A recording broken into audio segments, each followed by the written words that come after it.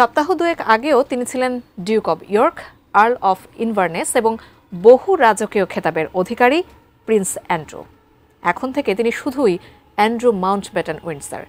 Jeffrey অ্যাপস্টেইনের সাথে সম্পর্ক নিয়ে চলার বিতর্কের জেরে তার রাজকীয় মর্যাদা কেড়ে নিচ্ছেন রাজা তৃতীয় চার্লস স্বয়ং। আর জানাচ্ছেন সঞ্জিদা সিলভিয়া। পশ্চিমা বিশ্বের বিভিন্ন সংবাদ মাধ্যমের শিরোনাম প্রিন্স নো লঙ্গার। আসল কথা হচ্ছে ব্রিটিশ রাজ সিংহাসনের অষ্টম উত্তরাধিকারী হারাচ্ছেন তার প্রিন্স তকমা। ব্রিটিশ রাজ পরিবারের কোনো সদস্যের ওপর এমন কঠোর পদক্ষেপ ইতিহাসে প্রথম নয়।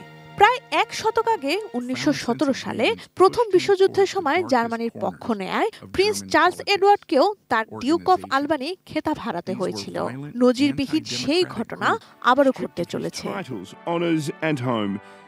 রাজা চার্লস তার ভাই অ্যান্ড্রু এর সমস্ত রাজকীয় খেতাব প্রত্যাহারের প্রক্রিয়া শুরু করেছেন।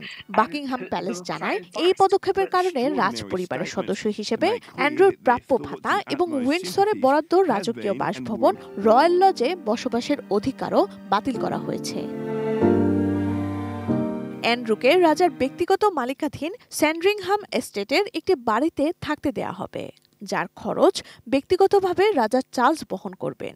32 ইঞ্চি জেভিকো টিভি এখন মাত্র 15,000 টাকায়, সাথে পাচ্ছেন 3 বছরের প্যানেল ওয়ারেন্টি। তবে রাজকীয় ভাতা বন্ধ হয়ে যাওয়ায় তার আয়ের একমাত্র উৎস থাকবে রয়্যাল নেভি থেকে পাওয়া বার্ষিক 20,000 পাউন্ড পেনশন। এই সব সত্ত্বেও তিনি কিন্তু এখনো ব্রিটিশ সিংহাসনের অষ্টম উত্তরাধিকারী। রাজ পরিবার থেকে আনুষ্ঠানিকভাবে তাকে সরাতে হলে কমনওয়েলথ দেশগুলোর সম্মতিতে আইন প্রণয়ন করতে হবে, যা সময় সাপেক্ষ। এদিকে অ্যান্ড্রুর সাবেক স্ত্রী সারা ফার্গুসনও রয়্যাল লজ ছাড়ছেন। তবে তাদের দুই কন্যা প্রিন্সেস বিট্রিস ও ইউজেনি তাদের রাজকুমারী খেতাব ধরে রাখতে পারবেন। অ্যান্ড্রুর বিরুদ্ধে আনা অভিযোগের প্রেক্ষিতে ব্রিটিশ জনমত তার বিপক্ষে। সাম্প্রতিক এক সমীক্ষায় 91% ব্রিটিশ নাগরিক অ্যান্ড্রুর সম্পর্কে নেতিবাচক মনোভাব পোষণ করেন। যৌন হেনস্থার অভিযোগ আনা ভার্জিনিয়া ডিউফ্রের পরিবার এই পদবি প্রত্যাহারে সন্তুষ্টি প্রকাশ করেছে। তবে এই শাস্তি যথেষ্ট নয় বলে মনে করে রিপাবলিকের মতো অ্যাক্টিভিস্ট গোষ্ঠী।